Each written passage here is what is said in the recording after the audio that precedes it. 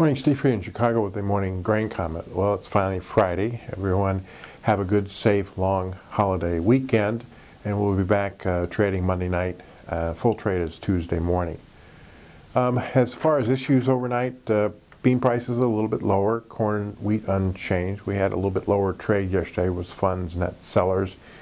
I think there were stories out about the Chinese crush margins being down to some of the lowest levels they've seen in some time, and domestic meal prices also weak, also for a pretty long period of time, and that is offering some weakness in the bean market. As far as weather here is concerned in the United States, a little bit of rain overnight in the eastern part of the U.S., but otherwise the Midwest was dry. There's some rain that's starting to build up a little bit in Missouri, and we'll move into Illinois late tonight.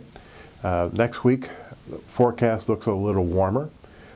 Still seeing some frequent showers moving across the Midwest, especially in the southern plains. But that cool weather concern is out of the maps this morning. Yesterday, the European model actually went drier than the American model, so we'll see what all that unfolds. On Tuesday, we got our first estimate of the U.S. corn crop. Guesses are somewhere around maybe 67, 70, 68% good to excellent. Last year was 72. Some people think that a number below 70 would right now suggest a corn yield below trend. But obviously, those ratings can change as we progress during the growing season.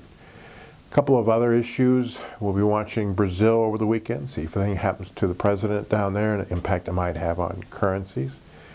We'll also be watching some talk about how Russia, even though they may have a smaller crop this year, have a record carry-in supply and should export the same amount of grain and be competitive for U.S. exports as they have been this last year.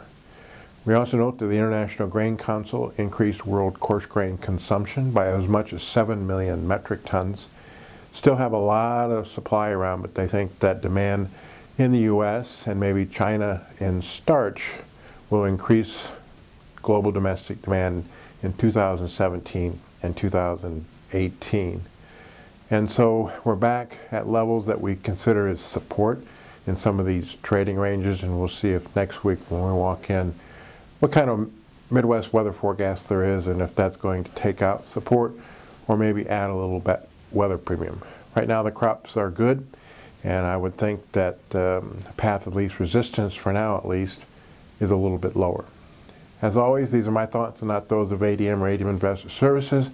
Have a safe and profitable trading day.